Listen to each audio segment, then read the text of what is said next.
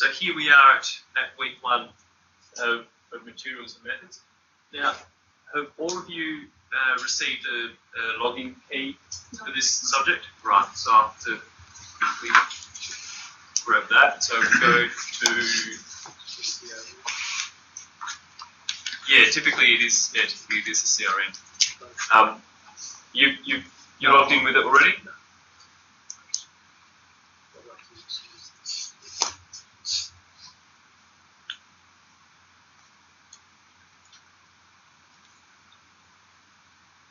Key unmask that.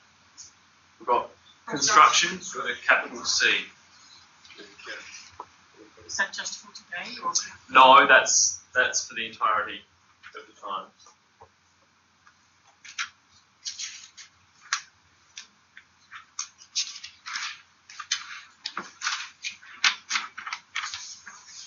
However, if there are any issues with that, the CRN is 7952.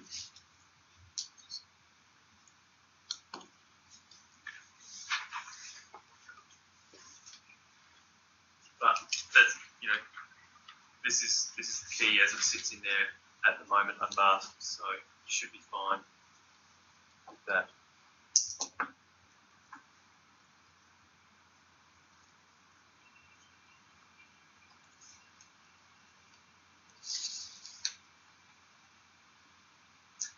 Also, no,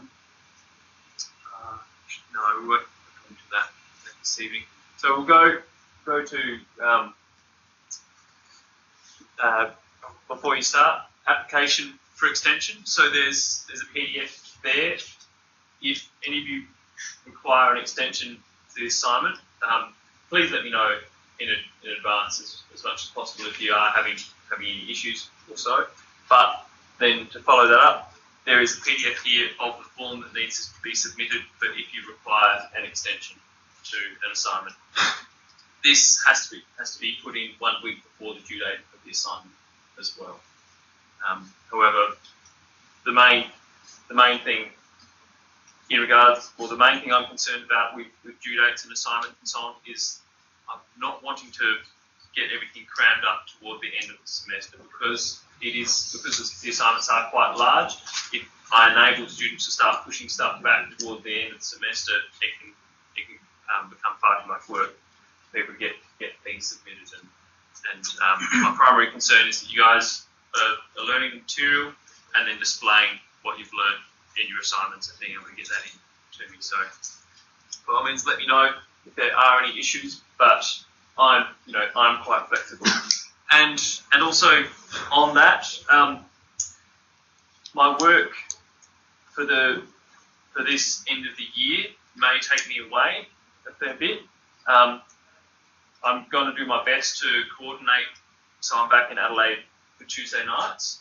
But there may be some times when I'm working away. I've got some work up near Alice Springs, and if I can't be back for that, I'll let you know several weeks in advance that we'll be shifting some classes around and organising student briefing. But hopefully I will be able to be here, back here every week. Also, there's a PDF here on how to reference. Primarily, I'm not so concerned with how do I say it, academically correct referencing, etc. However, what I am very concerned with is any lack of referencing. So if you are to be using external sources and quoting external sources, please reference those. Well, reference them adequately, but to a standard which I can say, okay, this is where it's from, and you're not at risk of being corporate plagiarised. So by all means, use plenty of references, use plenty of quotes, and insert sections into your assignment, but reference those.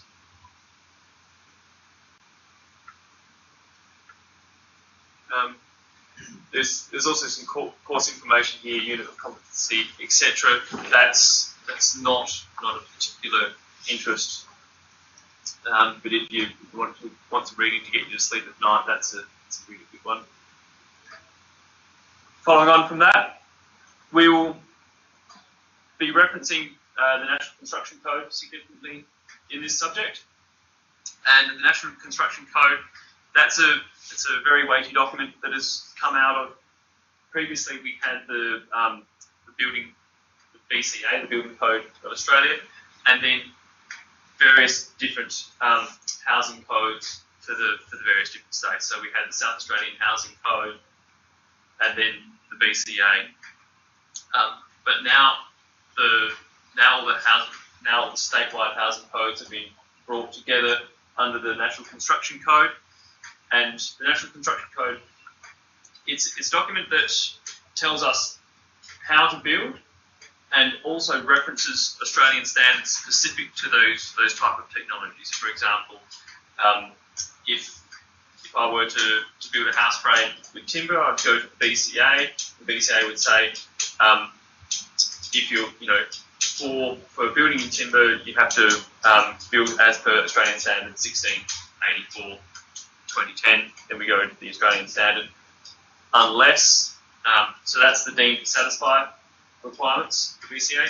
However, if we want to deviate from those, BCA does allow that we have an engineer design certain aspects to comply.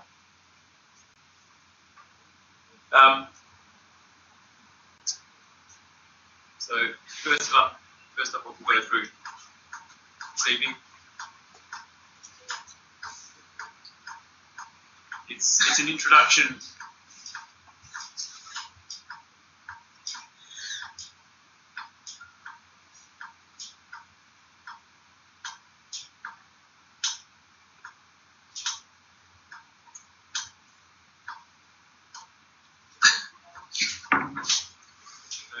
It's an introduction to consultants and authorities relating to building in South Australia.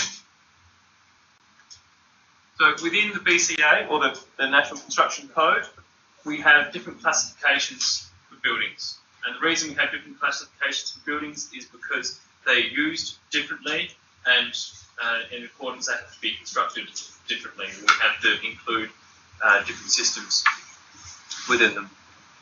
Primarily, we're concerned with Class 1A, so a detached house. However, this subject will also cross into commercial and things such as Class 1B, a boarding house, guest house, hostel, or the like, with total floor area not exceeding 300 square metres. So within the start of our NCC, we have the different classifications of our buildings. So Class 1A, single dwelling being a detached house, or one or more attached dwellings. And the important bit here is each being separated by a firewall, including row house, terrace house, townhouse, villa, or unit. So whenever we design several houses that have a shared wall, or commonly referred to as a party wall, that wall has to continue right to the underside of the roof, and it has to have a fire rating level that is suitable for that dwelling. And those fire rating levels, or the FRLs, are shown within the BCA. We do have some buildings within South Australia that do not have separation for fire, such as flats. However, they can't be given separate title. So if I were to go out and buy a block of units, however those units did not have a separate the wall between them, I would have to buy the whole group of them. They can't be subdivided and sold separately as separate dwellings. And then Class 1B, a boarding house, guest house, hostel, the like, with total floor area not exceeding 300 square metres. So we have limitations placed on these categories. Main reason for that is once we start getting above 300 square metres, the occupants of the building are less likely to have an intimate knowledge of the layout of that building. So in the advent of a fire, if we start exceeding 300 square metres, we'll need additional fire signage and muster areas, etc.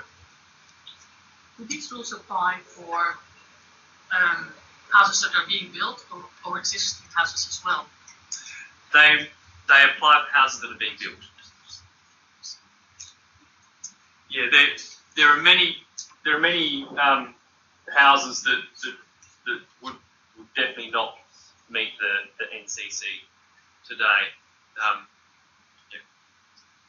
That still exists.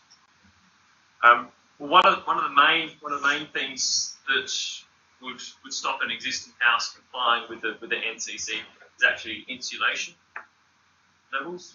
So we are so Australia is divided up into various climate zones. We're climate zone 5, and in climate zone 5 you need to have insulation to walls that's equivalent of R1.5, and typically a lot of the stone houses have no insulation whatsoever in the walls, or even around earth, etc. So there are many aspects which a lot of the existing housing stock doesn't meet the NCC. And if you're going to do work on an existing house, do they have to meet requirements?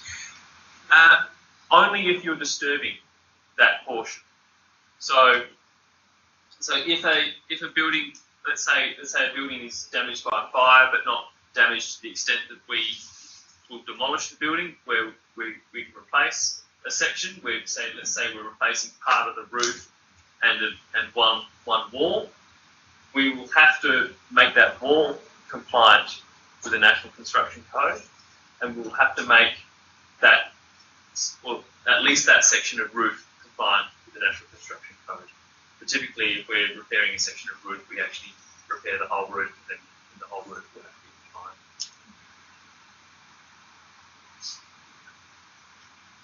So it's for any building work which is carried out. Now, the National Construction Code is split into 2 volumes, Volume 1 and Volume 2. Volume 1 typically, is concerned with commercial construction, so offices and warehouses, etc. Whereas Volume 2 covers Class 1 and Class 10 buildings. The reason those are grouped together is that Class 10 buildings are non-habitable building or structure. So typically your shed or swimming pool or something like that. And so quite often a building designer will be dealing with both Class 1 and Class 10 buildings or structures, but may not get into doing commercial construction. So Class 10 is non-habitable building or structure, and A, non-habitable building being a private garage, carport, shed, or the like, and 10B, structure being a fence over 2 metres, mast, antenna, retaining or freestanding wall, swimming pool, or the like. So Class 2 to 9 buildings, which are commercial buildings, are covered in Volume 1. Or you'll see typically referred to as BCA, and within the slides, and I'll probably keep making that mistake myself again, but it's the NCC.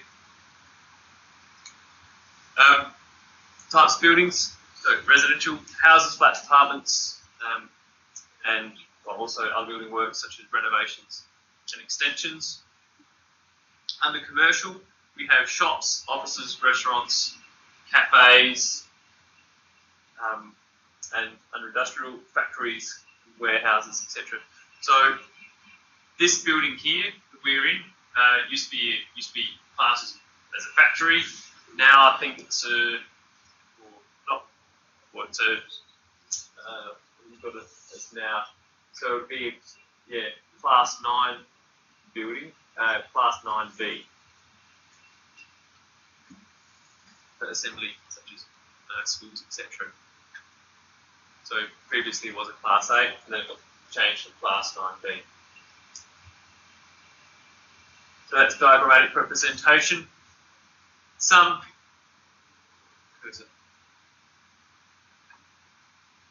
Here it was referred to as flats. I think there's a bit of I guess, delineation of terms we have to make there. It's at, well, class 2 are actually, that is correct. So class 1 houses, townhouses, villas, so separate occupable units, and then class 2 flats, so buildings that don't have a separate firewall between them. And class 3 boarding houses. An interesting one that does actually occur a fair deal in the city is class 4. So that's where you have a single residence within, or typically on top of an office building. It's a bit of a hangover from when you had on-site maintenance staff that would actually live on-site, and you'll see them every now and again dotted around on top of buildings within the city. So flats on top of buildings, they're referred to as a class 4. Our offices, class 5, and then shops, retail, class 6. Car parks, warehouses, class 7. Factories, class 8. And institutional buildings, class 9. And non-occupable buildings, class 10. So buildings must comply with planning regulations, government requirements, encumbrances. Can anybody here tell me what the term encumbrance means? Probably Alex can. Was that? Everybody else. No, all right. Setbacks and stuff. Anybody else can fill me in on what an encumbrance is? So an area of the land that can't be built on? That is one example of an encumbrance. So an encumbrance is basically, or it's anything that encumbers the use of the land. So any other interest on that land that stops you doing something you would wish to do on that land.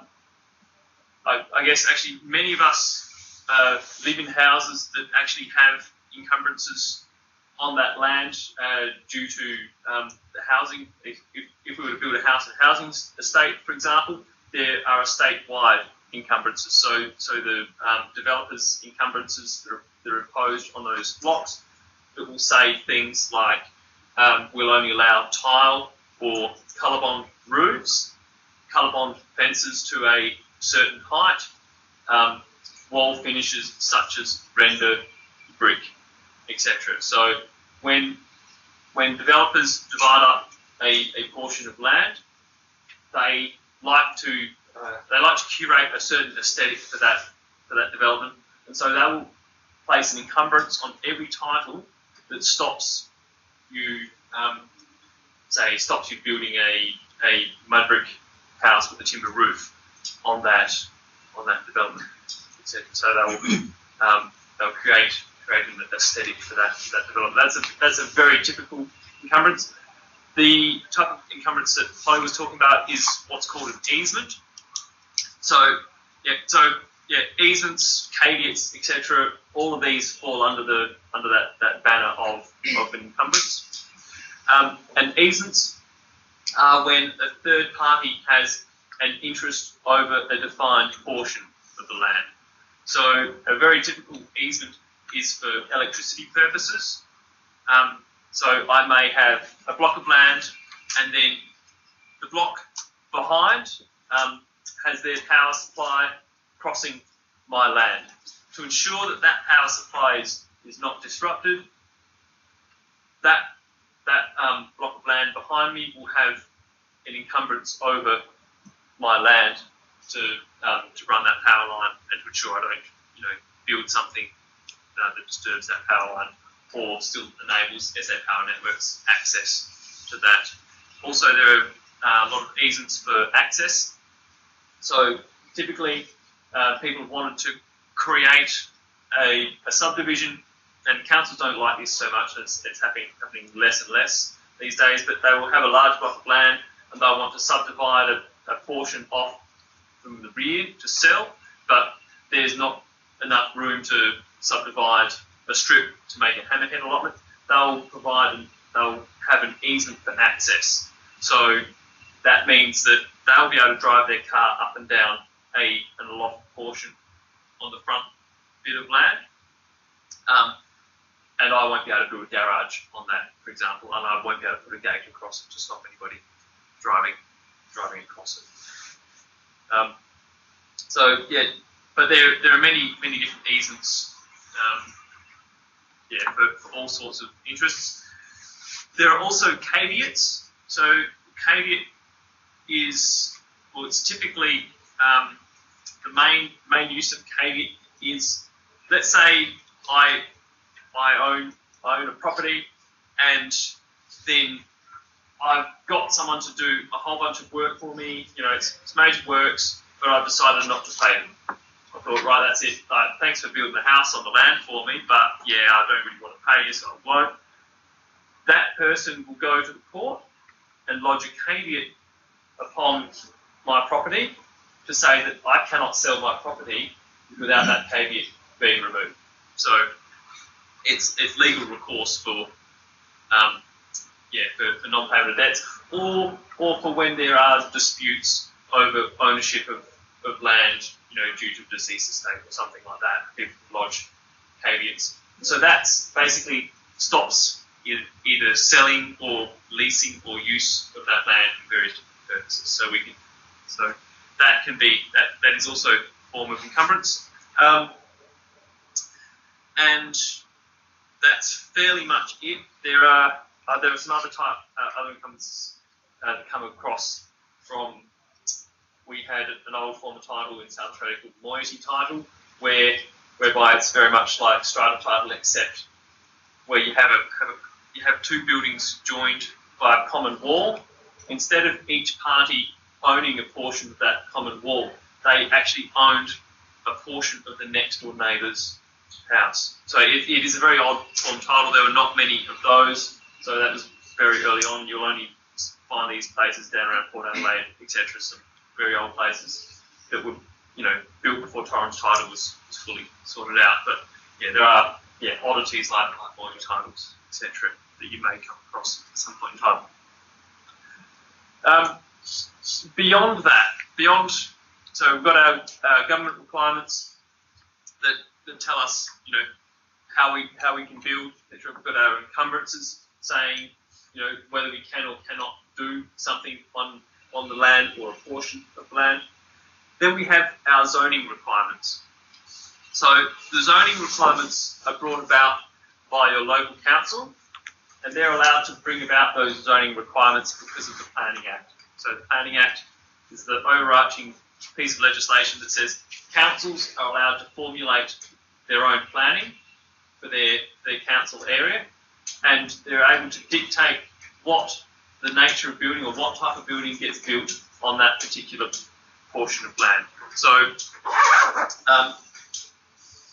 zoning requirements, I guess essentially they encompass everything, and you have them to the detail of your shed walls can only be a maximum of 3 meters high. The apex of your roof, in some areas it's a maximum of 6.5 meters, other areas 7 meters.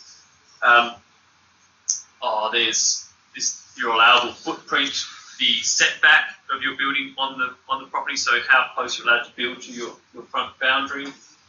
Open space requirements, so the amount of private open space, so backyard, etc. So they dictate fairly significantly what can actually be built upon that property, and I guess via the zoning requirements, there can be windfalls for people who own various pieces of land where the zoning requirements have changed.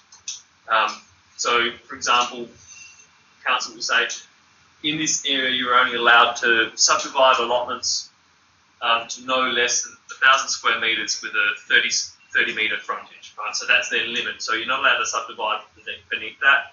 And then later on they'll make a zoning change and say, okay, properties within that are to zoned are allowed to subdivide to 300 square metres with a 10 metre frontage, etc. And so all of a sudden those blocks of land are worth a lot more because people can chop them up and sell them. Typically, that's making a generalisation there. But So those zoning requirements also have a great influence on the value of property because it dictates what can be done.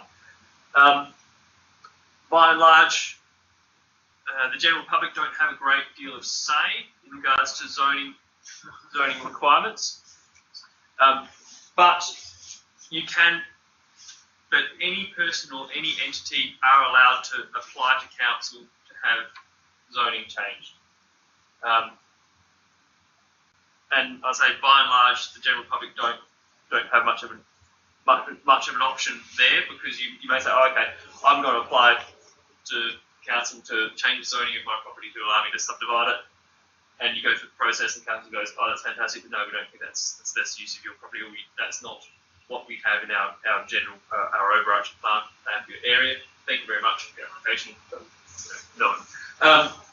However, larger infrastructure holders such as supermarket developers, etc., typically do this, and what they will do is they'll put together a large document showing the council the benefits of the rezoning of a portion of land and what they intend to do and how that works best for the community, etc. And so there are always avenues for developers and or individuals to apply to council to have those changes made, but they typically relate to major projects. So for this property here, for example, that we're on at the moment, there was a zoning change done for that. It was a Mitsubishi factory. They stopped building cars here. They wanted it used for something. Council were very open to a zoning change, and I'm not sure the machinations for this particular property who had that zoning change, but if you go onto zoning maps, it will show you that it's zoned something like community facilities, or also that enable the use of a tank on this property.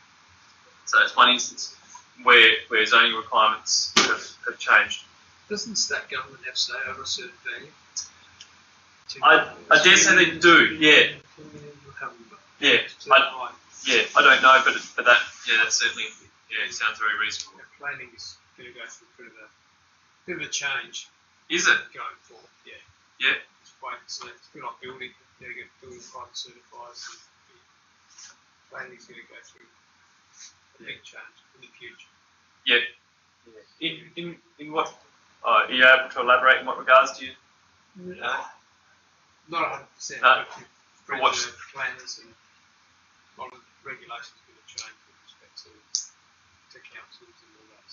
Yeah. I mean, you're seeing it all the time. Planning, zoning and all that is changing right in front of our eyes. Where it was, you couldn't do anything. So as you said, immediately, you put 3 on a. And I've just got approved 3 on 354 square metres, both Wellings and Brompton. So they were pushing me to go for 2. So yeah, and it's sometimes pushing there. You have to show a bit of legal con there. There's ways. Negotiate. Sometimes improving, as you said, improving a site is more beneficial to the community than to say, okay, these are planning rules you can't apply. You have to apply by these rules like everything. So there's a bit of negotiation. Yeah.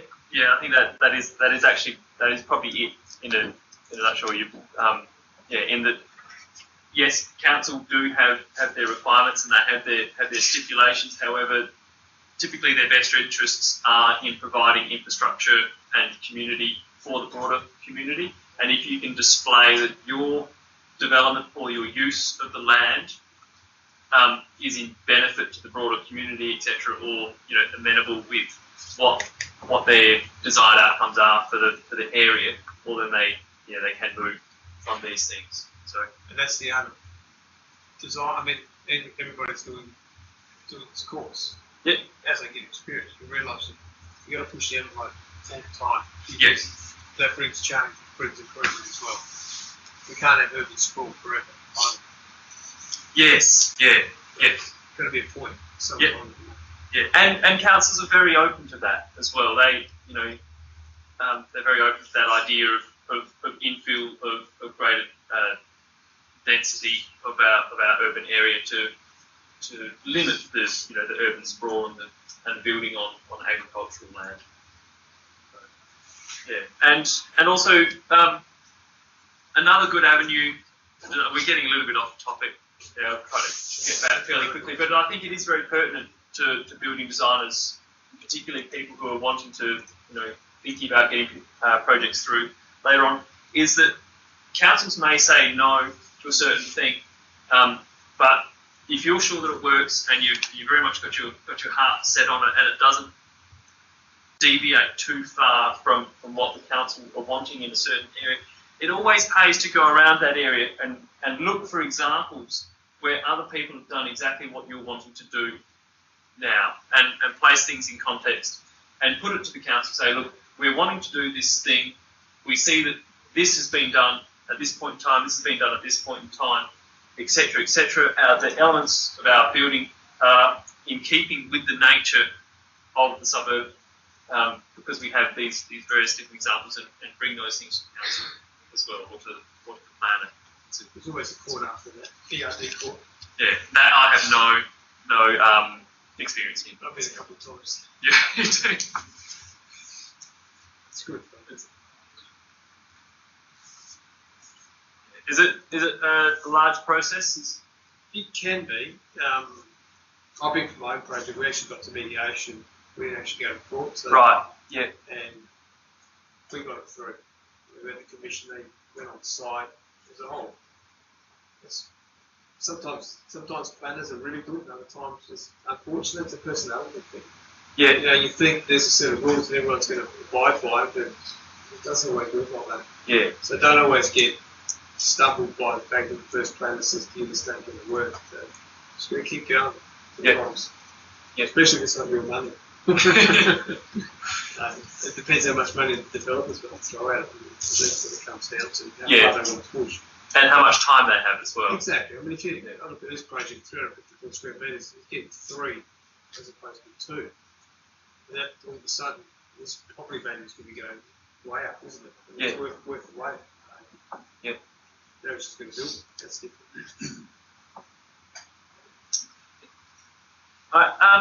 And beyond zone requirements, you may at times encounter heritage considerations as well. Same site. Yeah, same site. It was fun. Yeah, at Brompton, wasn't it, or Bowden?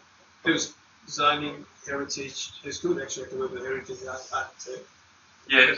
Even got to do some drawings for me with that. So again, it's a personality thing. You got to work with it rather than try and think of it as the enemy. So yes. Yeah. It's like all of us. We're offended with our ego or talk nice to us. You get things done.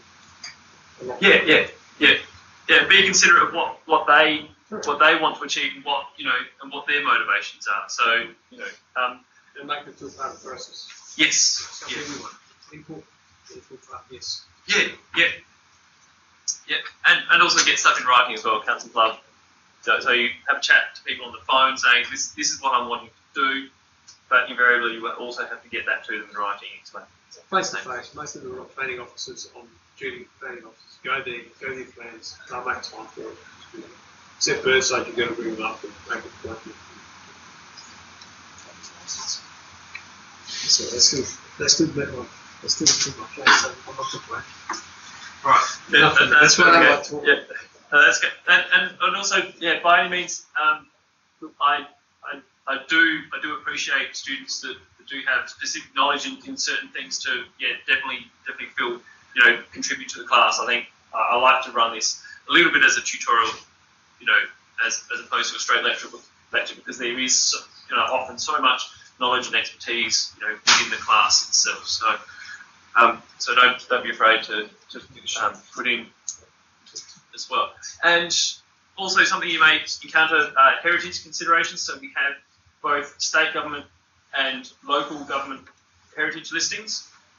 As a generalisation, your state heritage listings are far more stringent or far more restrictive as to what you can do, whereas your local heritage considerations may be quite a bit more lenient and possibly only concerned with the front facade and the use of traditional materials on the front facade, etc.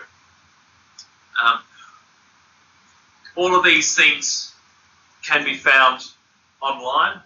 So there's Planning SA, and there's also a site, SA Map Viewer as well, which brings all of these things together under basically an interactive map of the state. So we have a map of the state divided up into council zones, and on there it will show the council's zoning, and we have various different layers which we can switch on and off that will show us which ones have heritage listings, which ones have bushfire attack levels on them also.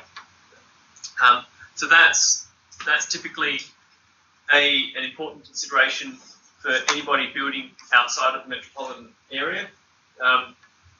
Which I didn't. This is the first time I've delivered this class internally, by the way, as well. And so I didn't go through earlier on to check whether we'll be covering bushfire building considerations or not, or formally. But I'll have a look at that a little bit later. But if we're not, I think I'll weave it in there, because it is a very important aspect of building within South Australia. Even within the metropolitan area, we have many council zones that have bushfire considerations. So Burnside, for example, once you get up into Stonyfeld, etc., there's a fair degree of bushfire risk. Mitcham has got Upper Sturt in it, which sits right above Belair National Park. Many properties within the flame zone there. But then once we get outside of the metropolitan area, all your councils will have various different bushfire attack levels on those allotments, and that will determine how stringent the building is to comply with bushfire management in accordance with the National Construction Code.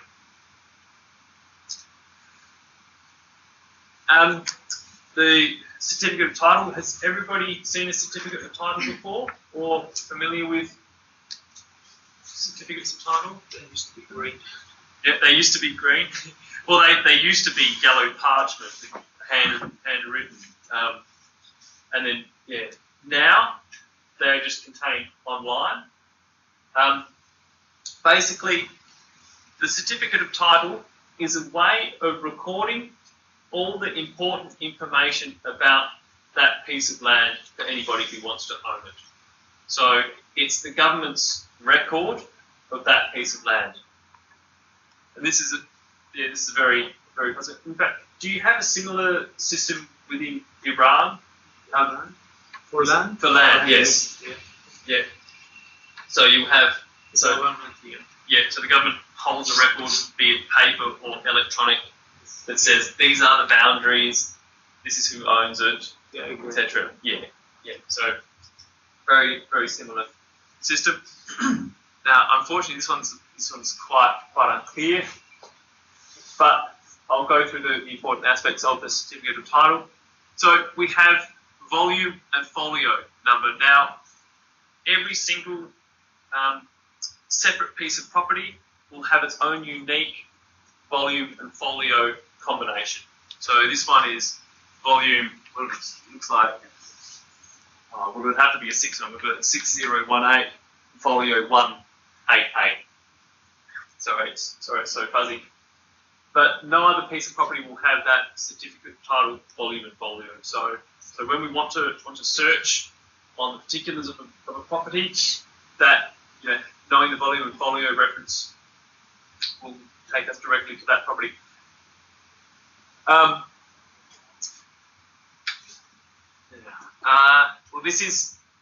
this tells us about the type of ownership. So registered in fee simple, and that's by and large the most common form of ownership.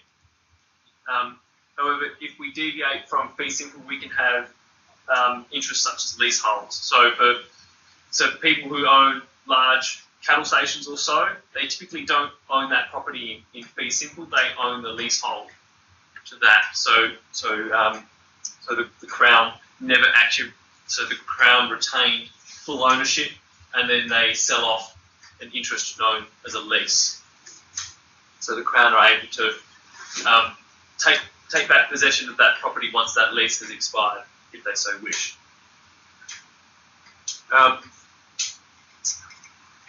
And description of the land. So this one's described as lot 112 this is a community plan. So community plan 24835 in the area, is it Mount Barker? Let's say it's Mount Barker, in the 100 of Macclesfield. So and this is where it gets a little bit confusing, because there were many different systems in dividing and recording the delineation of land during settlement of the state. And so we have, if you look at various different titles, you'll see hundreds mentioned, you'll see sections mentioned. However, yeah, I guess essentially that's not important, the delineation of what each of those mean, but 100 or a section refers to a large area of land. So we're talking about a property within Mount Barker, but it's in the 100 of Macclesfield. And so for those of you that know your hills geography, you'll know that Macclesfield's a bit further down the road from Mount Barker, but you'll have this large portion of land, called the 100 of Macclesfield, and Mount Barker will fall within that. But we have lot 112, and so each portion of land has its own lot reference. So when we have separate portions of land, so we've got lot 112, and this one is a community plan, and that is a relatively new form of title. It was brought about in the early 2004 or something like that. Correct me if I'm wrong, but it was sometime around then. That it's a more flexible form of high density development than the old strata title was. So community plan allows people to have an interest in what's contained within their walls, but then also a part interest in the land that surrounds that unit. So this is within a community plan. Other types of plans are called filed plans or deposited plans. Basically, there's no discernible difference between a filed plan and a deposited plan. But when you see, or typically you'll see deposited plan, that is for your standard separate portions of land for your detached dwellings. So you will have lot 112 in deposited plan XXX, and that deposited plan is typically an overall plan for the immediate surrounds, typically within a couple hundred metres, or sometimes even smaller, of your allotment. So you have your survey plans, and they'll be divided up into various deposited plans, and then your allotments within that. This one, so next is easements. This one has no easements, so no electricity lines or water sources or so running under there. And then you have your schedule of endorsements. So that says who else has an interest in that property. So some people own without a mortgage, but then other people need to get a mortgage to purchase a piece of land. And when you do so, the bank will have written on the title their mortgage. So they say, look, we retain this title, or we retain a caveat on that title until that mortgage is paid out or extinguished by the owner. And that's it for the important particulars on there. Also, under your schedule of endorsements, you may have listed any caveats or encumbrances on that land.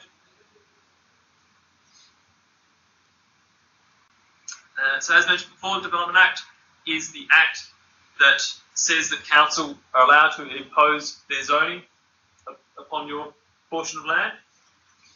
So development assessment covers heritage issues, social issues, economic issues, and environmental. environmental was a very important one in the establishment of the Development Act. So it was, initially you had people living within industrial areas and the use of heavy metals, etc., right next to where people were living, and so on. And local governments realised, well, this is, this has to be regulated in some way, and that, very very simple story, gave birth to the Development Act and planning as we know it, and it still makes it is still a very important consideration in determining development of land. But certainly also councils want to make money, or they don't want to make money for themselves, but they want to ensure that there's a high service. Yes, they want to ensure that there is money to provide services within their community. So they are keen for development. They are keen for buildings to go on land that they can then apply council rates or etc. to be providing services around the community, and they want their communities to thrive. So economic issues are a major driver of what council want happening with the land. Social issues.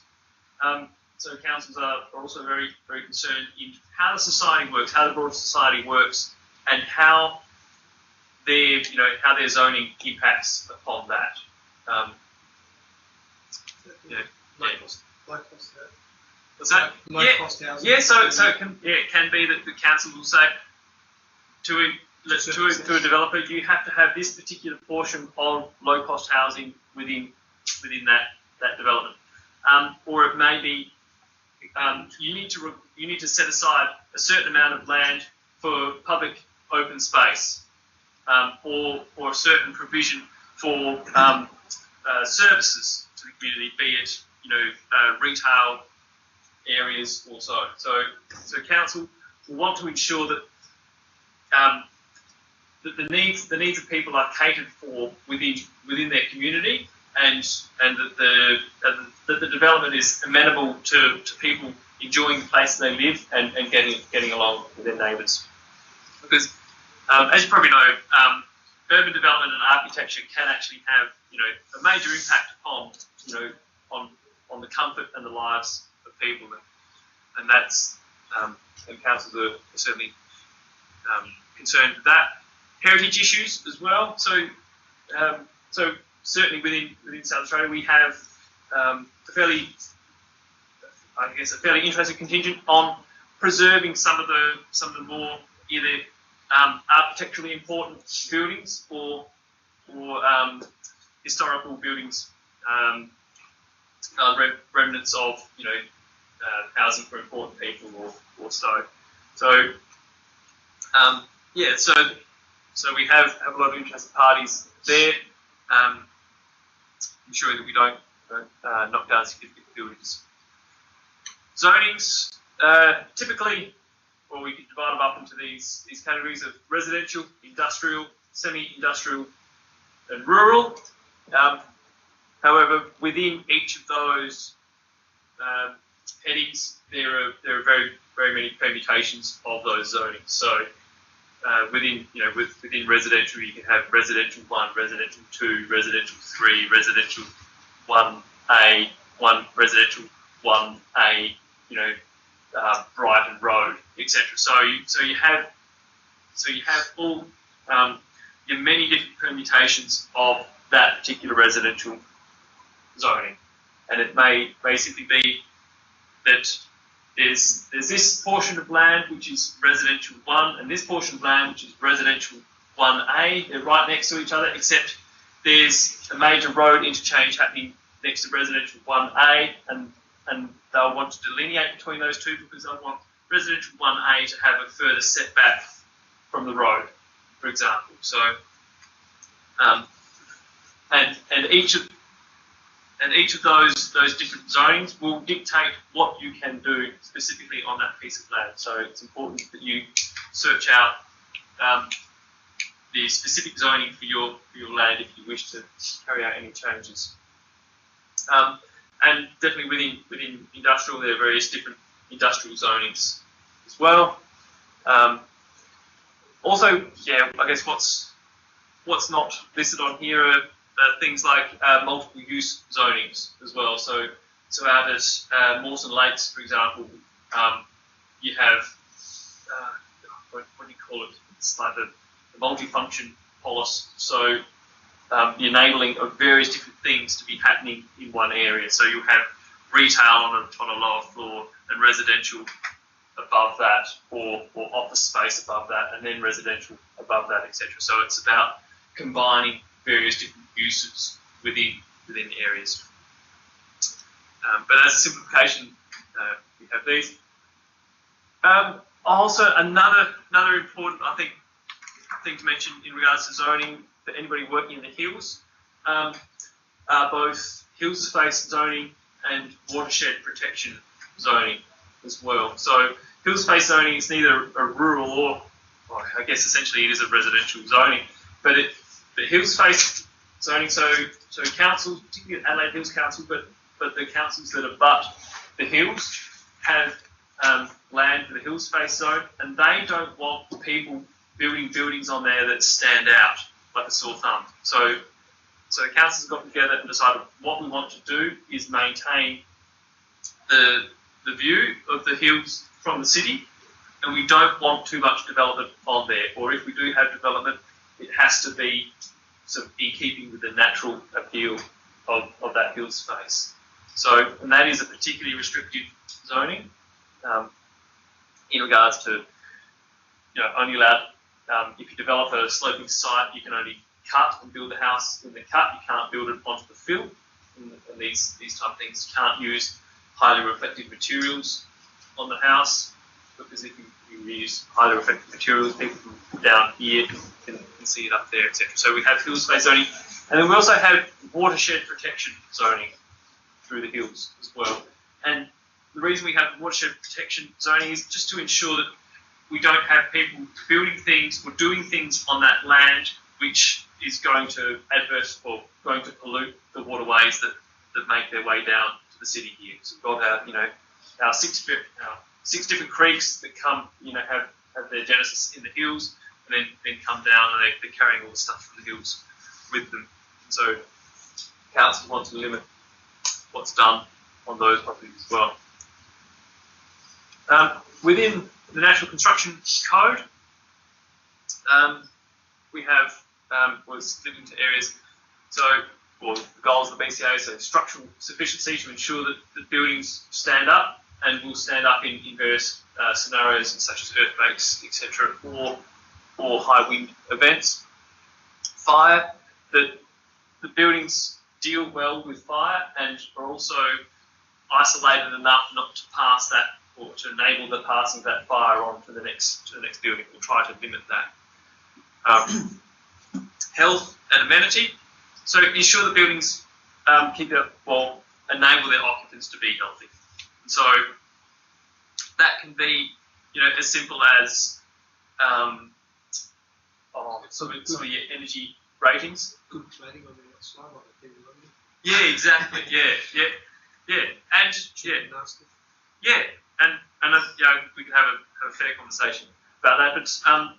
But ultimately the National Construction Code does tell us what type of cladding we're allowed to use via the various different Australian standards. So I'm not sure off the top of my head what the Australian standard is for aluminium sandwich panel cladding, but let's say there is. Actually, first within the National Construction Code, it will say that any cladding has to have a fire rating level of etc., and that it must comply with the Australian standard ... which will define what we're allowed to use.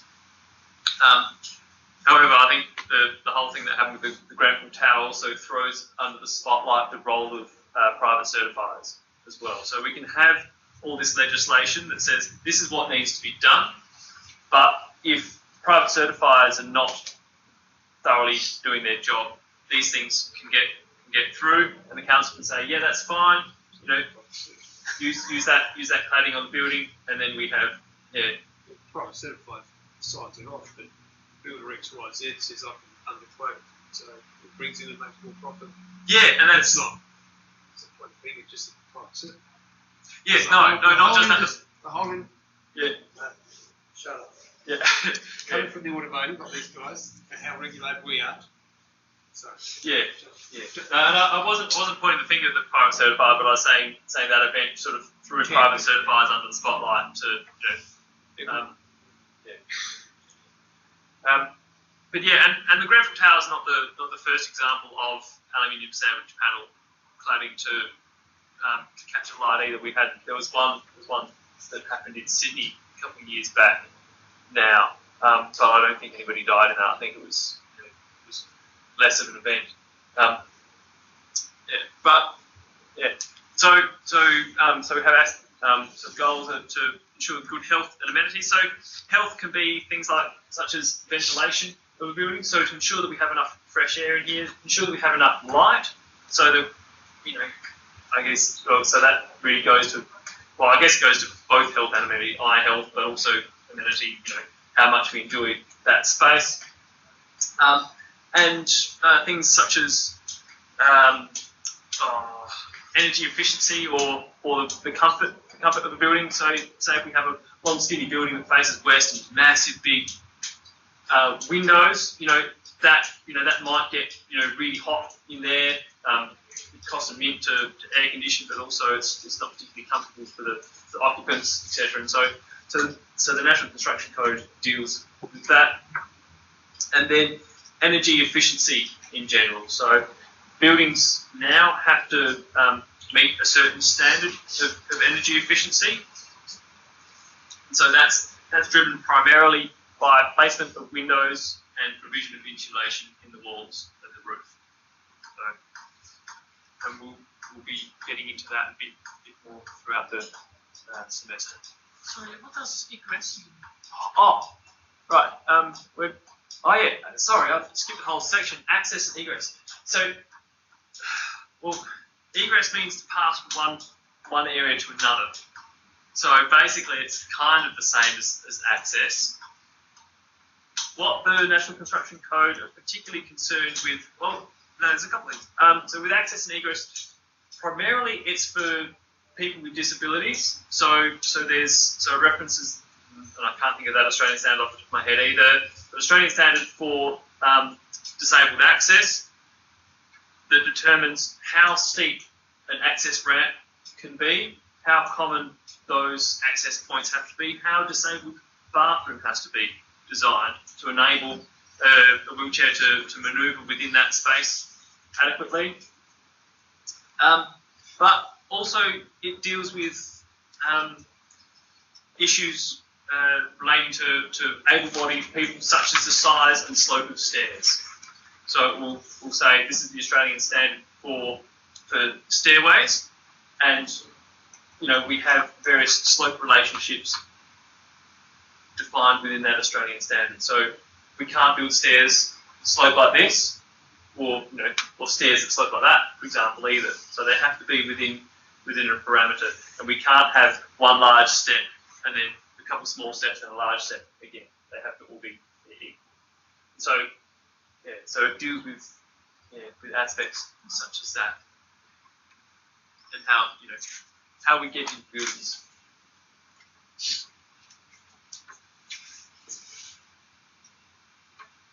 So the NCC and BCA reference Australian standards, represent the minimum requirements necessary to ensure that materials and workmanship do as intended. So they set out the minimum requirements. Now, obviously, we can exceed those if we want to, and typically, we see examples around the place where where people have gone above and beyond.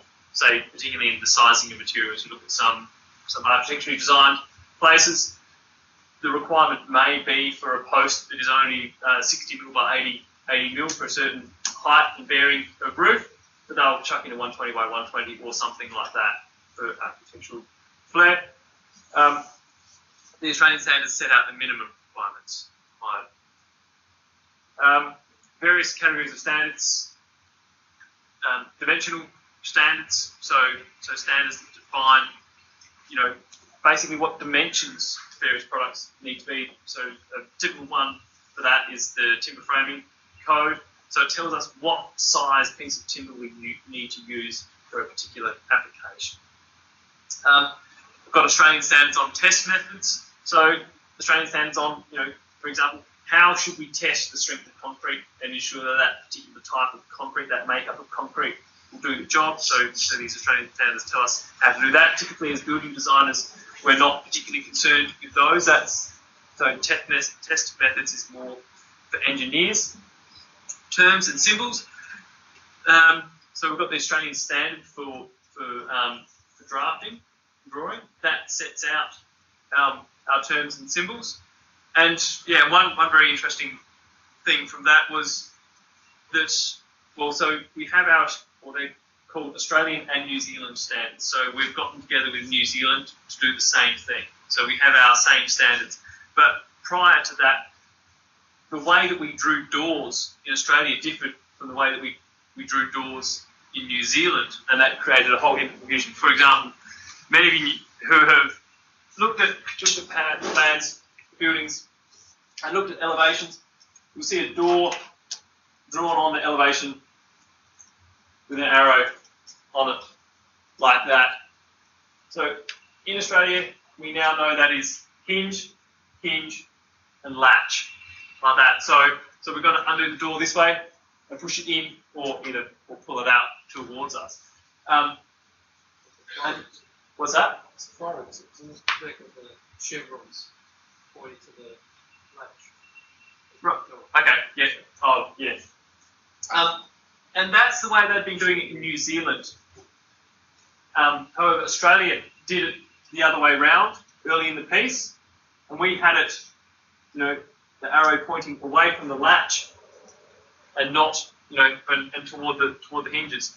And so there was definitely confusion between the two when we got, when we're sharing drawings. But that's one of the things. It's a very important one which is being brought under the Australian standards. Say this is the way it has to be done. And if you draw on your plans, an arrow on your door, and you get that arrow the wrong way, and the builder installs the door with the swing in the opposite direction, unfortunately, you're the one liable, because the Australian standard says this is how you're meant to draw the swing of a door. So which way is it done now, the New Zealand way or the Australian Was that way? so the New Zealand way and the Australian way is now the same. Which is? Hinge to latch to hinge. Oh. So the arrow points towards where you open the door. And it's the most I think I'll say it, intuitive way of drawing a door or opening the door. Australian standards to define codes of practice. So exactly, how things are conducted in various different professions and fields. Contracts, so how various different contracts should be drawn up. And then we've got, somebody got mentioned the Timber Code there as well. Building works, actually, I'm going to check time as well. Great. So building works that require approval under the Development Act. So this is a bit of a funny one actually. So new construction. So anything new that's being built requires approval.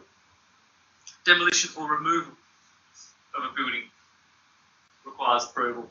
So if you want to take down a lean-to off the back of the house, essentially you need approval to do that. Excavation or filling, incidental to construction or demolition. So that's the removal and the movable of soil about the place. Structural alterations. So, and that's a bit of a,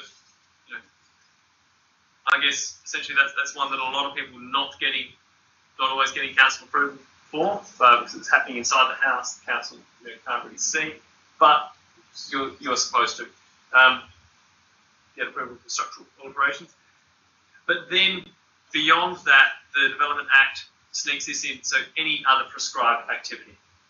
So just to broaden the definition of in case council want to catch or bring under the umbrella of their influence works that people are doing on properties that don't necessarily fit into any one of these.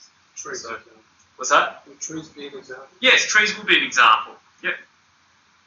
Yeah, and and trees definitely a grey area. You've got significant trees, and significant trees are commonly shown on the zoning maps as well. Not always, but commonly the significant trees are shown on drawing maps. And if you want to remove a significant tree, you definitely need to have council approval to do that. But also if you're removing native vegetation on your property as well, it's not such an issue for small, like for the small residential allotments. You've got some native bush or something, you're taking it out.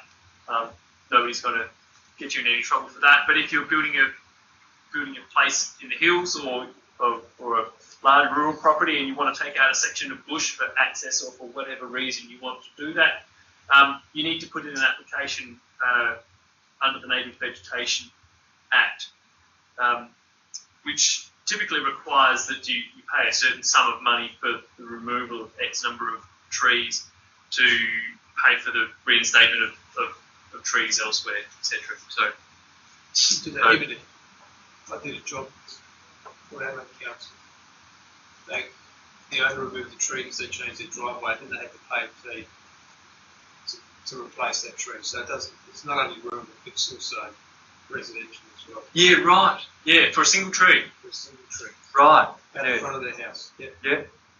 Yeah. Well, with us, they said you have to replant Correct. three other native trees. Yeah. Or whatever. This was one for one, so they said have to pay the fee for all that as well. So Yeah. council will make notice.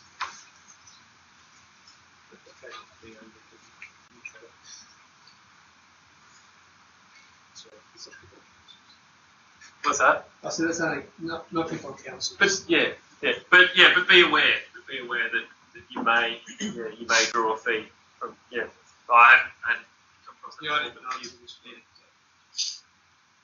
So procedure for development approval. So you lodge application with council, and that approval consists of 2 stages. By and large, a lot of approval is done in one lot. So you'll have building design, and you'll be fairly certain, because you've had your discussions with council already, that building design is going to be approved by them. So you've gone ahead and you've developed your design, you've done all the work and drawings, and then you've sent it to your private certifier, for example, and the private certifier ticks it off and says, yes, it's all great, you go to council. Then you lodge it with council, and council go, oh yes, it meets our zoning requirements. It's got private certifiers, sign approval. Here you go. Here's development approval. That may take several weeks or longer, or may happen very quickly. But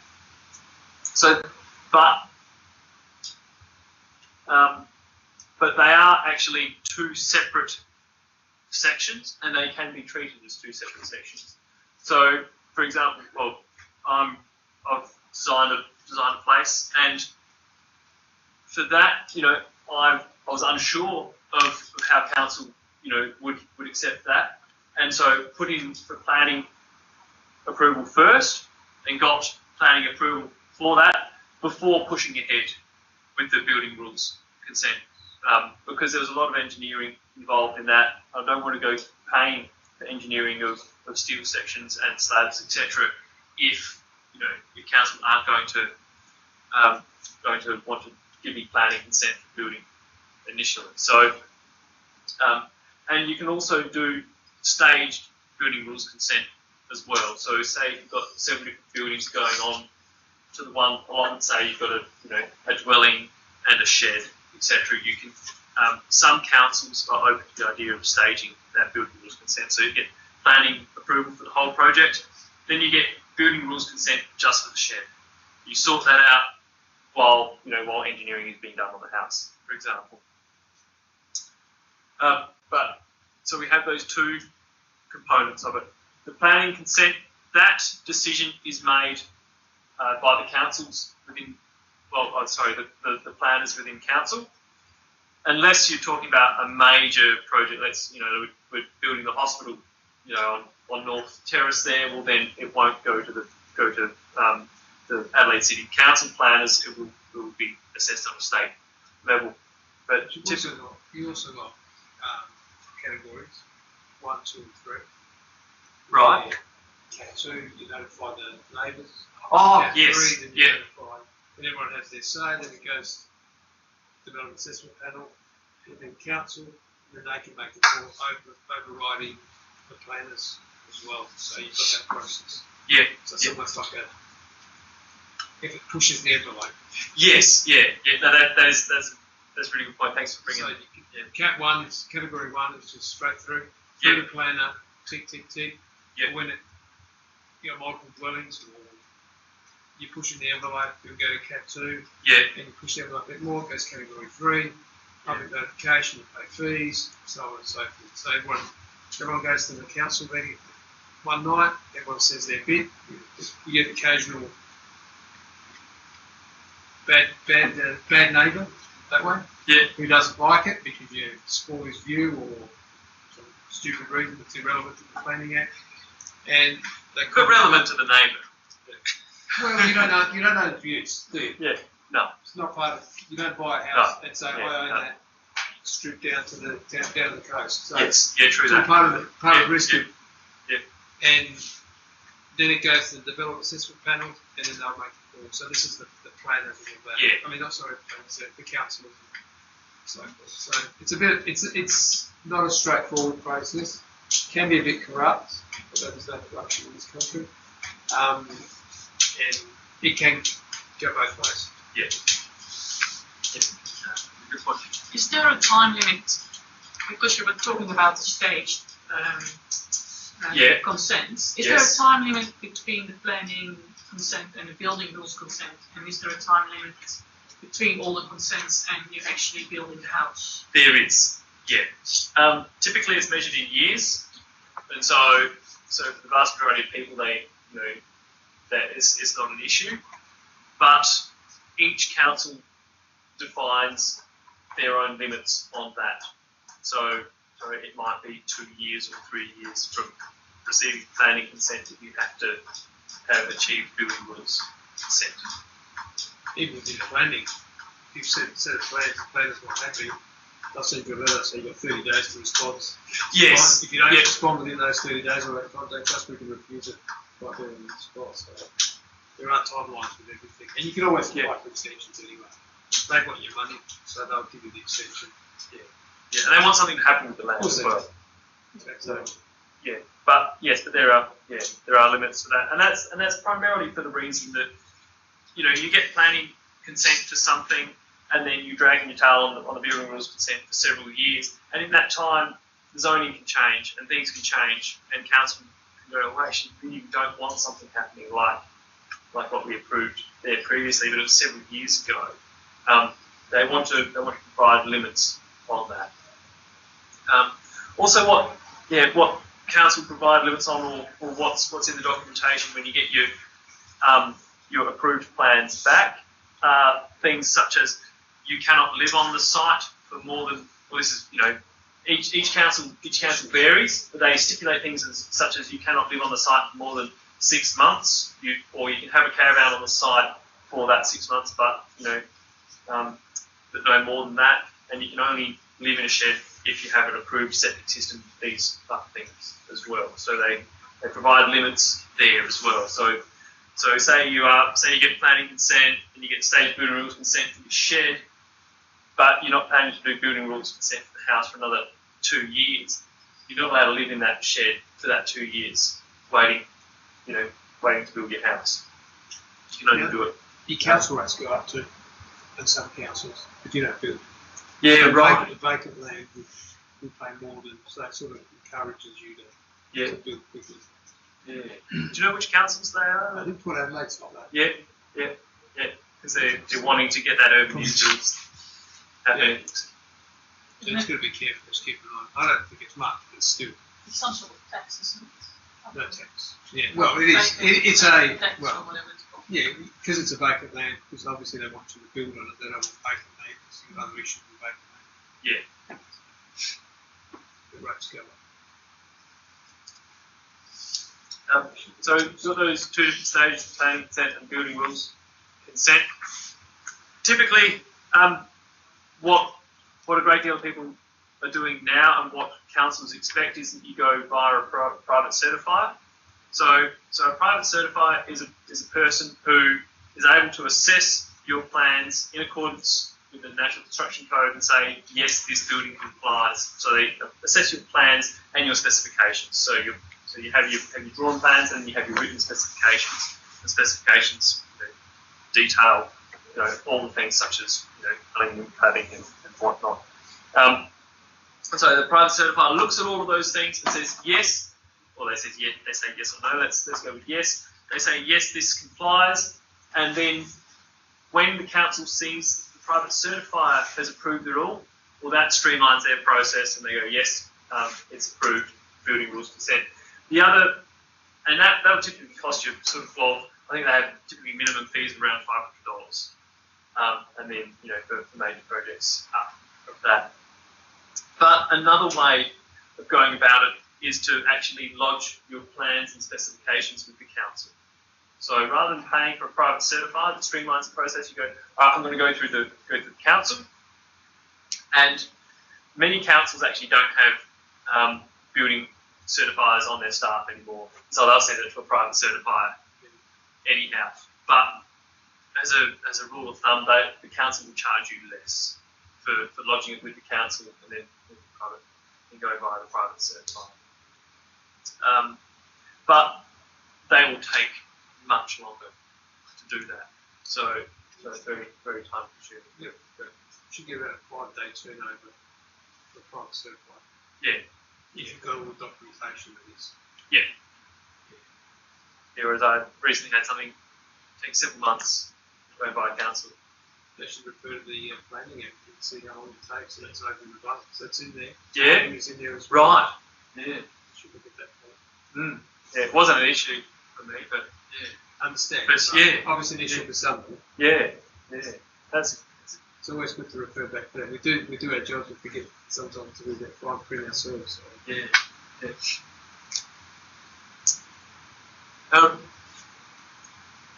So planning consent is assessed against the development plan, so against council zoning. Building consent is assessed against National Construction Code and the relevant Australian standards. Important documentation for assessment of a development application. Plans. So you've got your, do I have a plan set out? No, I don't. So you'll typically have your site plan, your floor plan, your elevations, possibly a section, possibly roof plan. So that's for the development application. You may or may not be required to provide specifications. Sometimes for development approval, you can contain all the information that's relevant to the development application on your plans. So typically your elevations, and so for those not familiar with the terminology around types of plans, the elevation shows the size of the building. So this is your floor plan, and this is your elevation.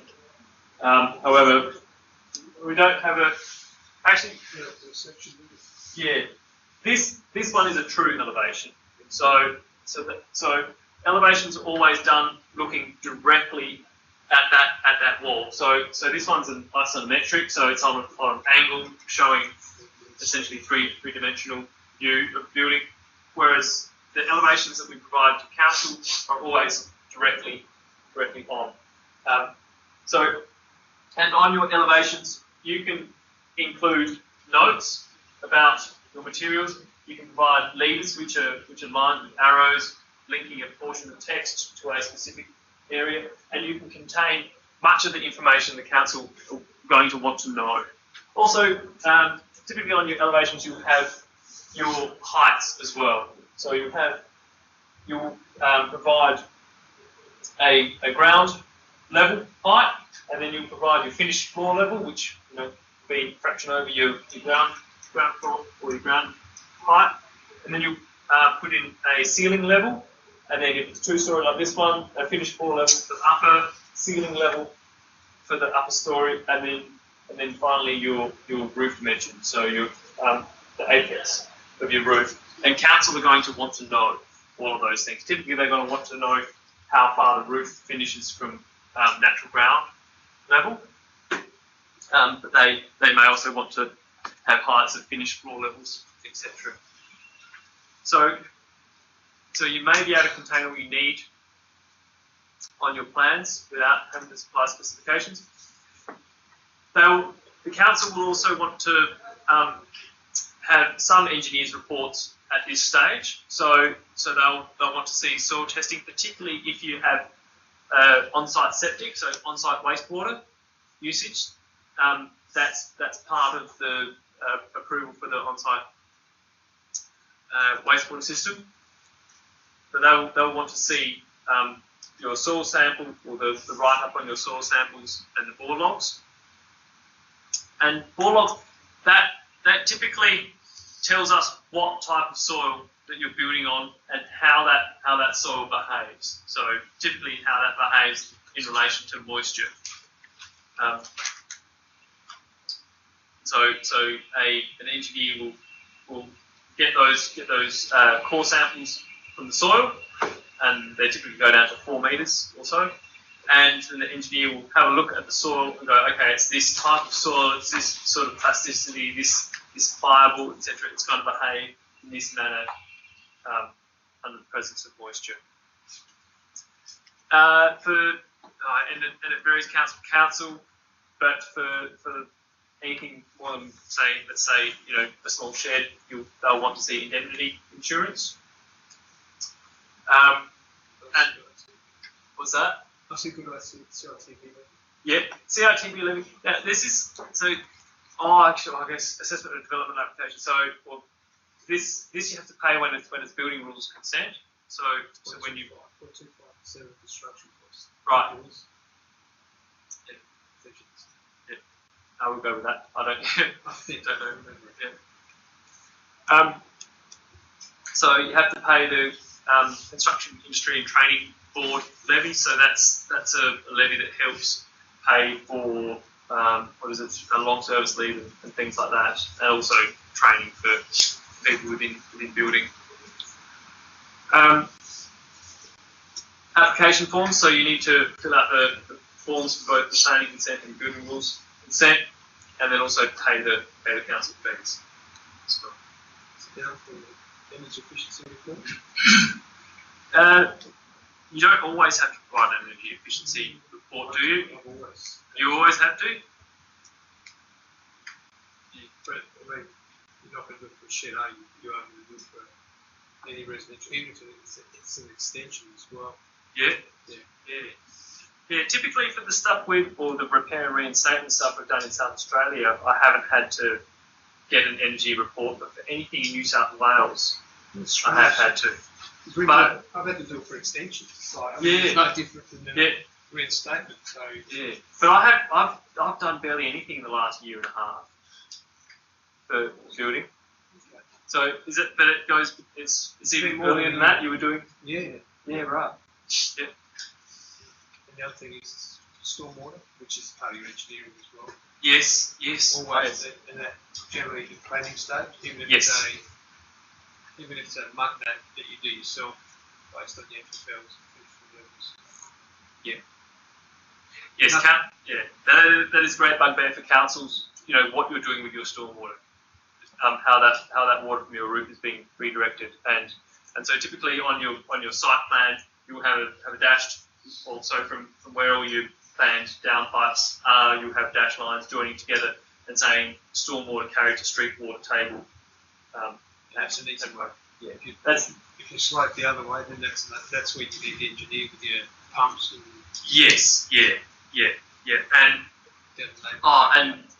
And personally, I'm really not a fan of sumps. No, pumps myself. But sometimes you're limited. Yes. You can't have an easement through the backyard of somebody else's house. Yeah. So what do you do? Yeah. Silt systems to a certain extent. Yes.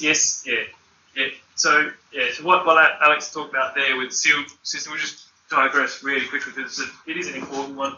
So let's say we've got a sloping block like this. You know, our road is up here. We've got our house down here, like that, and typically our gutter is slightly higher than our road level. But to actually get the water up there, it's pretty unsightly to run a downpipe like that. But what we can actually do is run our downpipe down here, underground maybe, and then pop up there.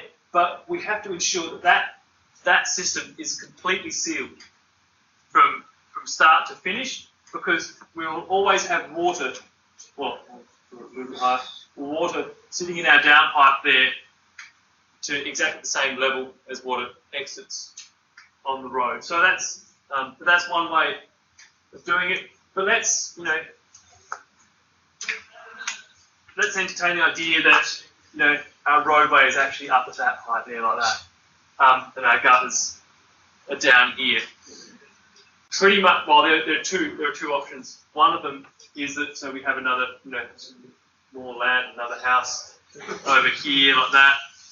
One possibility is that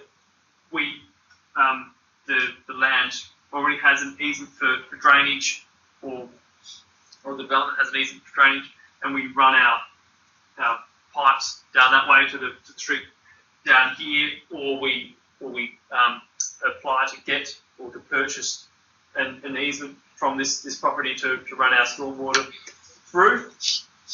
Or another way is to have a sump in the ground there like that. Typically, they could be like 600 mil by 600 mil, large concrete thing with a galvanized mesh top that all our stormwater goes into, and then we have a float activated pump sitting in there that when it fills up with water, this pump pumps like crazy and pumps the water up. But I have seen a lot of problems from those systems. Most likely time to get a power play was during high winds and high rain, isn't it? Yeah. You're not going to have a backup down the running pump later. Yeah. So there's that issue of when you have power outage during a storm, like when trees fall on power lines, etc., or below power lines, whatever, that sort of thing. That water is just going to build up and then go through the house, or even worse, go through the neighbour's house. But also even without power outages, these pumps only have a certain life, and they don't tell you when they're going to pack up as well. They just do, and so they are a little bit of a ticking time bomb. I guess another option for that is to have a rainwater tank of several thousand litres and have your float activated pump within that. And if you see that tank is filling up, backing up unusually, well then check your pump. Or if there's a power outage, at least you've got several thousand litres of headway before any issues arise. But that's for you.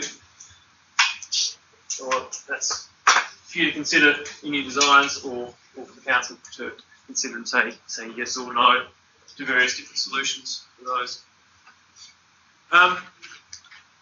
That's what we'll need for our planning. See if we're on track. I better push through fairly well. Documentation, site plan.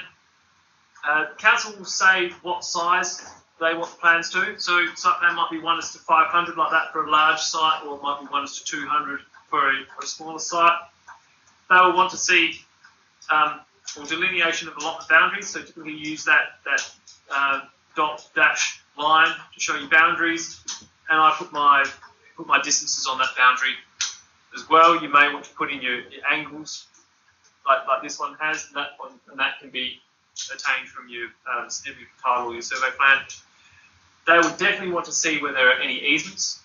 So you put easements on the property. That site plan doesn't have any easements drawn on there. Adjoining boundary features, not always, but sometimes. Sometimes it is important, particularly if there are buildings built right on the boundary. Council will want to know. location of works and other features. So other things you're doing with that development. So you're levelling off an area and doing a retaining wall, etc. Council will want to see that, and you might as well get that over and done with your initial application as well. Inverts, so where you're crossing the footpath. Water table level, well, that's typically not a concern. I've never come across that myself, but it may be a concern in certain areas. Oh, actually, well, one area that water is an issue is out around Lewiston, Two Wells area, where you've got some really flat land and Border River floods. Houses out there typically need to be picked up 400 millimetres above ground, so you can't just have slab 75 millimetres above ground. It actually has to be picked up higher. So council will want to know, particularly your finished floor level for that in regards to water.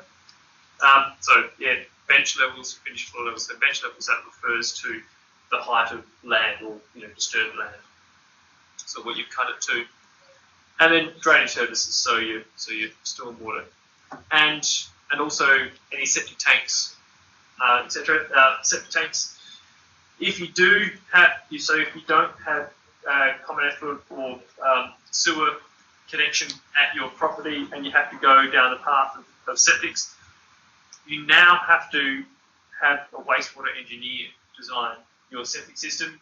It costs sort of probably close to $1,000 to have that system designed, and there are limitations as to the soakage area you require and so on. So it's a very important thing to get your head around before you actually start thinking about the footprint of the building as well, because you do have to accommodate for that. Actually, there's the Wastewater Act, and that fairly well defines what is required in your on-site wastewater systems. I didn't bring along a PDF of it tonight, but you can search for it. But if you're having to think about on-site wastewater systems for your design, go there first and you can inform yourself about the parameters of that design and get an idea of that before you go to the engineer. Is that from SA Water? No, it's not from SA Water.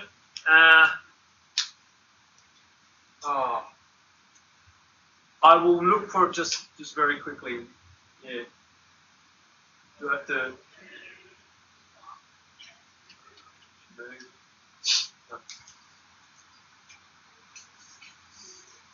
On this one, I'll see them. Bring up another page. No. Alright, good tab.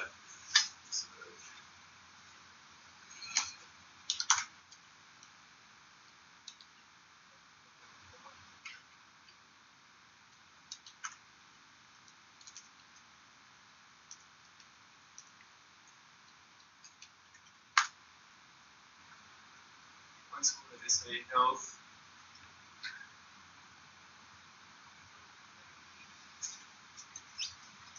On-site wastewater systems code.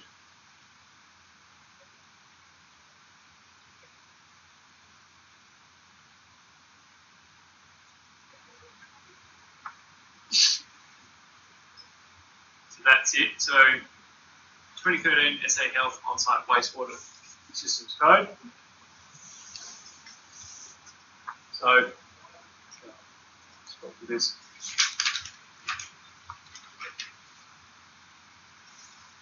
So it touches on, I won't go through the whole thing, but just quickly down the bottom, you've got all your appendices that give various different examples of septic system designs and how you say your on-site soakages are designed, what your setbacks are, etc. So, obviously these appendices are referred to within the code. So this is not going to be applicable for every dwelling. So go pour through it yourself. But it sets things like how far that soakage system has to be from a boundary. So in this situation, it's only half a metre there, and your size of circuit bed, etc., in your system design. And it sits in there. Well, and this is pretty typical one. So 3,000 litre storage is for, I think, for 6 people occupants at 150 litres per day. You get to requiring that sort of storage. But this code sets all of that out, and it's a good one to get your head around before going to the wastewater engineer. So you're going to be able to design a system that suits you, and also to know what you're dealing with your own design. Floor plan going to be typically at a scale of 1:100. Elevations also at 1:100, or 1:50 if it's a fairly small building, but typically 1:100. Sections and construction details. Typically, although Alex, you might say no, but I haven't had to provide section details within South Australia, but in New South Wales, What's that? This is me off any of that spot. Yeah, for the truss design. How the hell are you going to freaking just construct that? Give us some form of idea of how you plan to get it constructed. And a lot of really important information is included within the section. Which private certified do you use so I can use them? My private certified I use always stipulates if I'm not right, he'll come back to me and be pain in the butt. But I'm glad he's a pain in the butt because I need somebody who knows what But the councils within South Australia don't have it. I agree. You should always do sections. You should always include them in your plans. But within South Australia, up to now, they haven't actually required that. So I request them every time I get any plans because the guys always request them.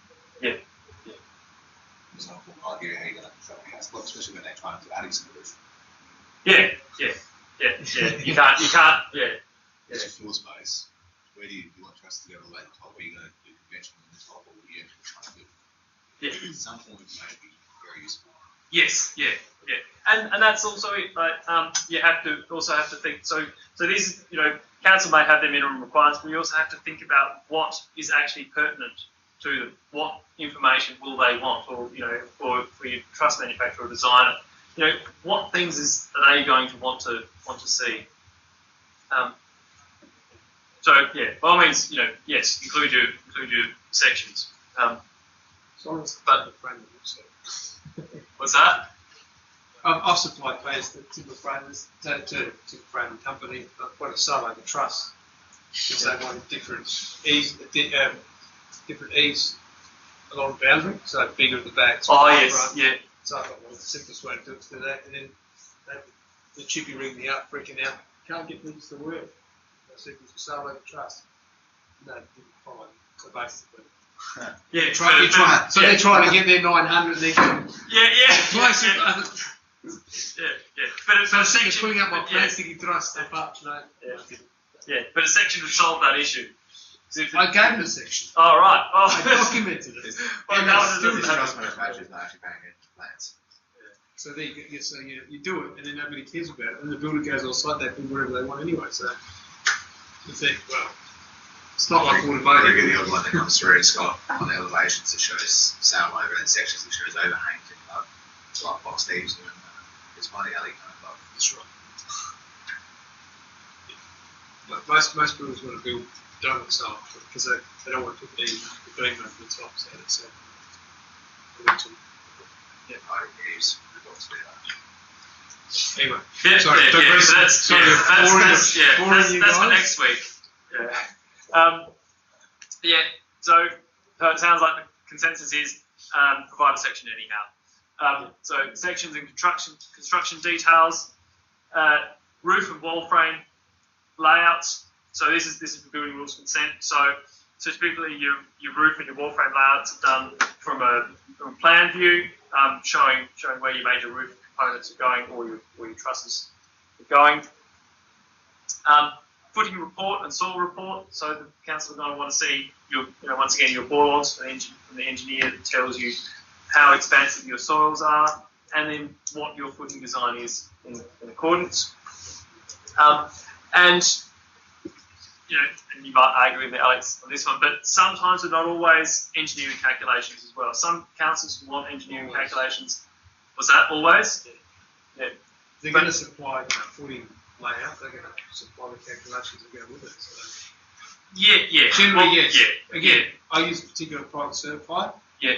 He used to work for a council, and he ensures that he wants all that. All the calcs. Yeah. Engineering, because in that note, it's saying engineering calculations for interest costs and things, your company does. They only refer. I know, you're right. Yeah. More thinking of one. You're right. But some councils will want these. Yeah. Some- With these. Yeah. No, I went to. Yeah. But I had a job where I did a cantilever porch, and I got the engineer actually did design it and supply it to the private certified, and then he put it in place, because that's one of the stumbling blocks. It's like Correct. It's like a 150 square metre single story house. That's very basic. Correct, I agree. Yeah. Councils won't, but some councils will. And I think the moral of the story is, when you let's say you're going through the process of designing your timber frame, you do your wind speed calculations, so you refer to the Australian standard for determining wind speed calculations. So That's also got on the SM map view on the. oh yes, yeah. So for areas that are shown on the SA map view, you don't.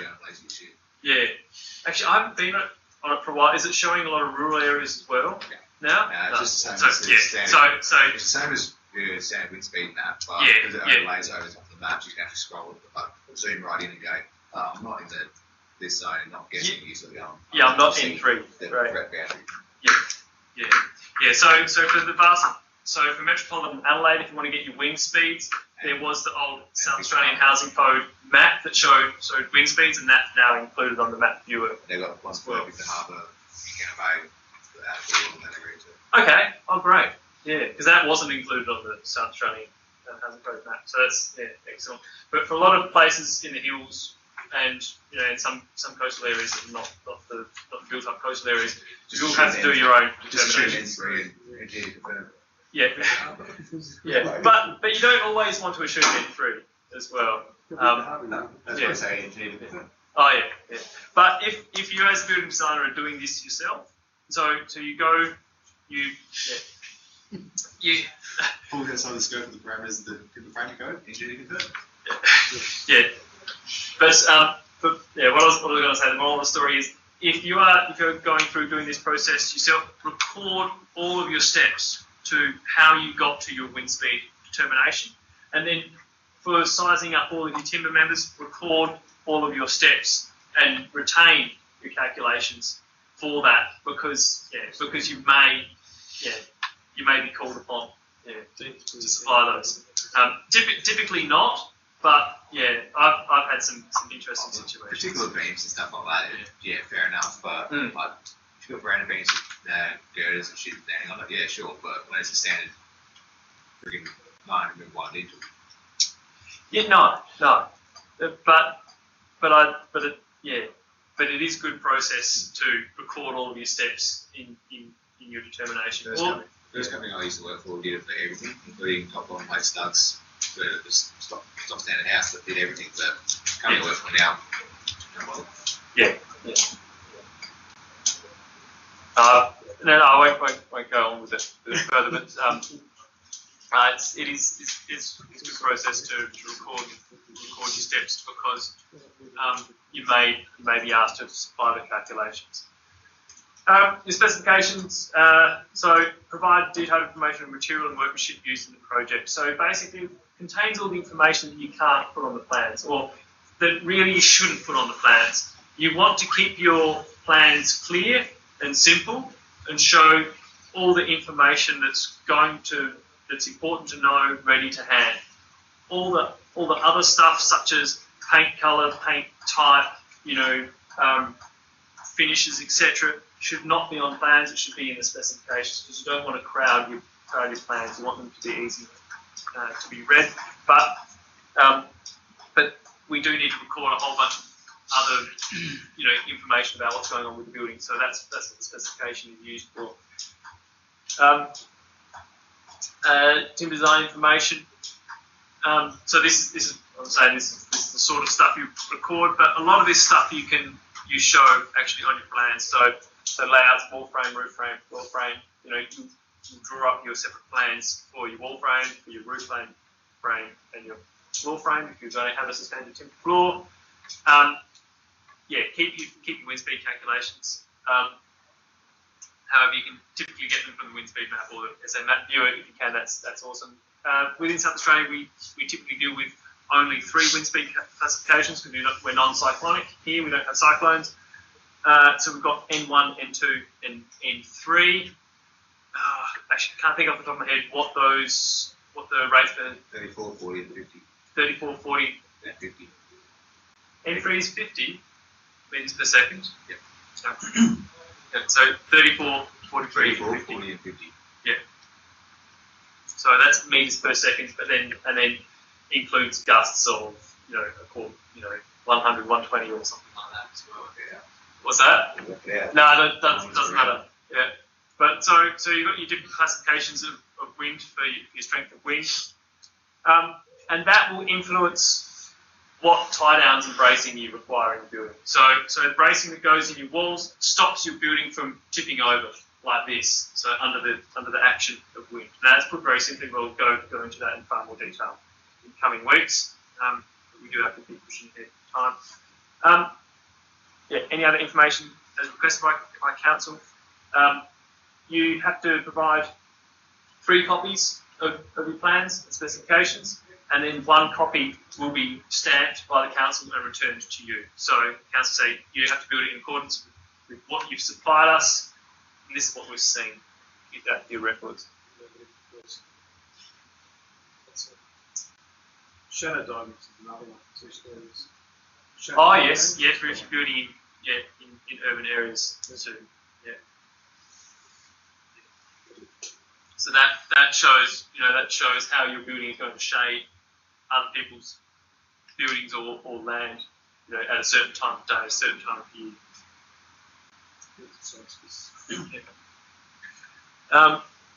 Notification 1 day's notice to council and other authorities for inspection and commencement and completion of excavation, steel fixed, stage and concrete pour, wall frame and roof frame.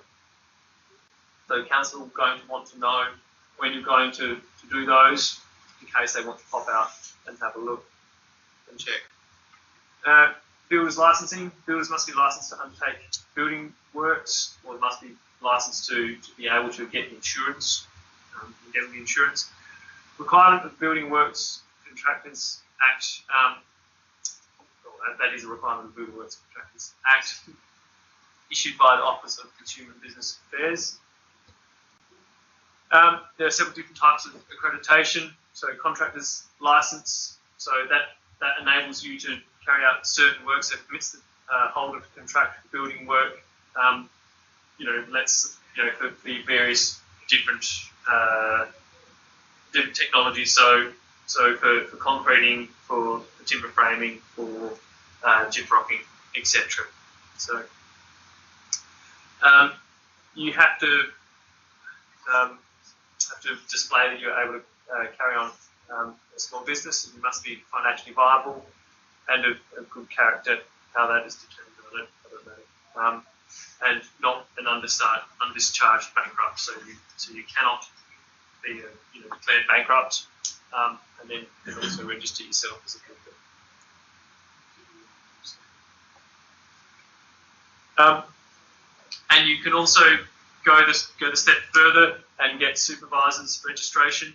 So to be a building works supervisor, you have to show that you have experience and knowledge to supervise the works, and you'll require references to back that up, and have building qualifications and supervisory experience. Builders indemnity insurance. It says all licensed builders are required to take out indemnity insurance on contracts over $12,000. A lot of councils now wanting building indemnity insurance shown for works less than that. So, but that can be council specific. This is I assume that's statewide. So, in builder's indemnity insurance is insurance taken out by the builder to protect the owner from non-completion of works or non-rectification of faulty works if the contractor becomes bankrupt, dies, or defaults in any other way. So it's to protect the customer from non-completion or faulty completion of work. What's wrong? Was it? Yeah. The levy payment. I have to bring it, Stan. Smiling Snickers bars. Smiley face. So, Construction Industry Training Board, levy payment 0.25% of contract value must be paid before development approval. It's not, well, I'm pretty sure it's building rules consent, not development approval. Yeah. The building rules Yeah. consent. Yeah, building rules I like consent. the building rules consent. Yeah. So. So you can get your development approval done first, but then your building rules consent won't be done until that's paid. Building contracts are usually in place between the owner and the builder. Well, yeah, you definitely want to have a contract in place, and you want to have a solid contract in place. Even mates have fallen out for these types of things. It's always best to get it in writing. The HIA provide various different contracts. I think you can use them for free. Can you get them for free? I think you can get. Yeah, I think you'll be a member. Right. Okay. Yeah. Really. Yeah. Do you know? Actually, I don't even know the costs to be. I think it does. Yeah. We used to be a member, but we're no longer anymore. Yeah. You can't display their symbol on our layouts or anything like that. All right. So I'm pretty sure you do have to be. You have to pay. Yeah. Yeah. You do, yeah. You do have to pay for member. I think you maybe pay every time you use them. Yeah. But yeah, standard form contracts are available through the Housing Industry Association and also the Master Builders Association. So save yourself time and money. Have one brought up. You can get standard form contracts. But I think they're defined in Australian Standard 2124 Parts A and B how these contracts can or should be written. So what we should be looking at, we'll say here, would be the engagement agreement between the designer and the owner or builder, whoever engages you. That's probably what we should be looking at. Yeah, and how to draw up a contract between the two. There's no point, you don't care about the builder, generally they'll put you Yes. For us here, it's more important. Okay, what should our contract look like so we get protected? We don't care. I personally don't care about the builder. That's it.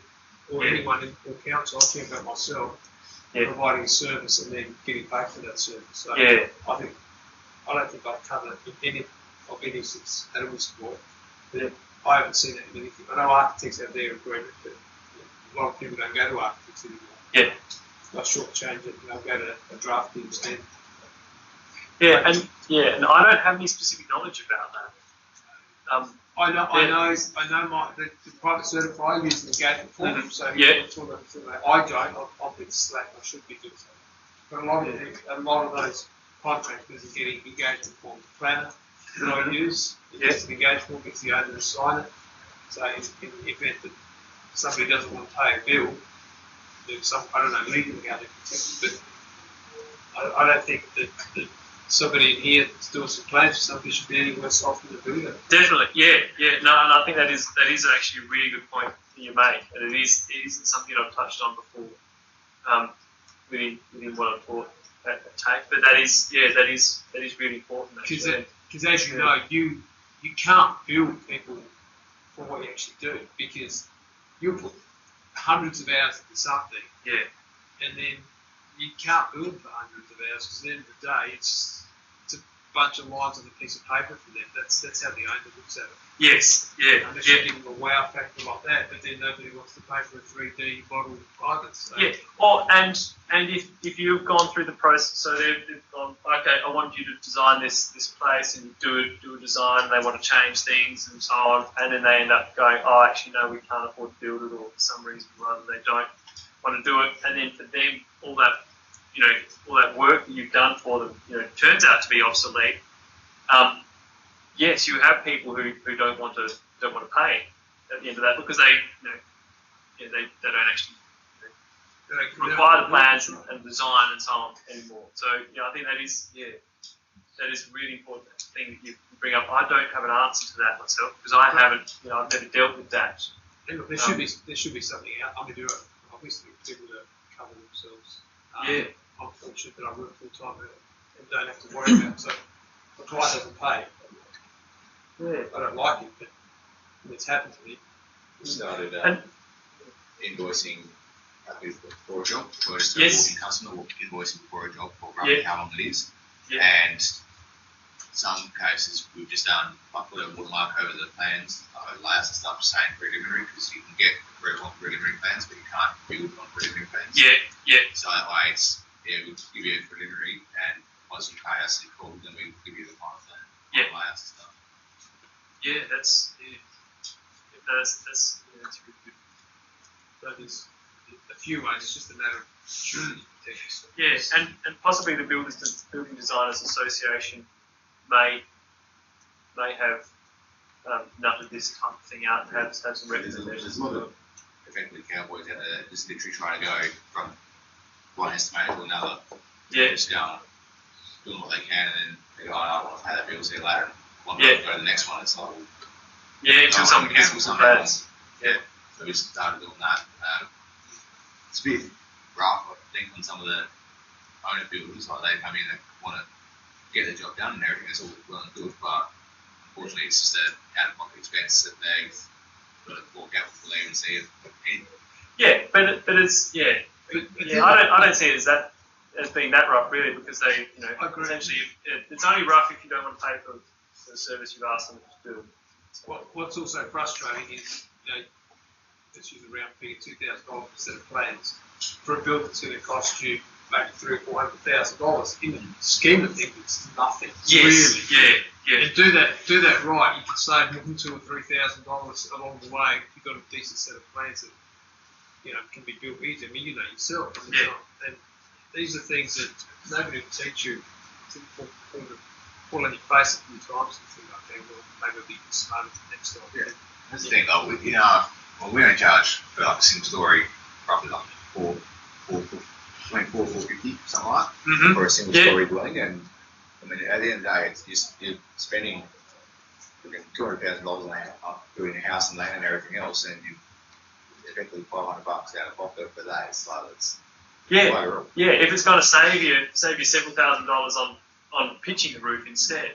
The argument I have for that is an engineer will cost you double. At least double. And they'll probably send it to a truss manufacturer anyhow. But like with your your wall plates and like top bottom plates, studs and stand lintels and stuff like that, it's no point getting an engineer to do it because they're going to charge you. It's already known, they'll charge you $150 an hour plus. And then compare it to an estimator who on average is around $70 to $80 an hour. So I mean, average it out, it's quite a room. It's half the cost of an engineer, so we can give you a layout based on what you've got. Yes, there's particular things like sometimes you've got a big span, window or door or whatever, you've got truncated girders and shit like that landing on it. They end up having to be still. But at least the engineer can go, I have to design one steel beam and it'll take me an hour or two as opposed to designing the whole house. And that is very important for building designers to know is actually what you can actually do and how much of that work you can actually take on yourself before having an engineer to do those specific aspects as well. And hopefully we'll come a lot closer to answering those questions throughout the course. Like definitely, when I did this course and left, I've learned so much since doing that, and the really good, well applied students will get a long way down that track. But also beware that there is really so much to know, and it will provide you the tools to get you going. But there is but also be aware there is a lot to know in all these various different components. Right, so that's the end of our introduction. See how we're going for time. Beer o'clock. What's that? Beer o'clock. Yeah. Well, Just decide tonight. I want to fucking be. So I'll have to stop the recording now. But then because we've got just a little bit of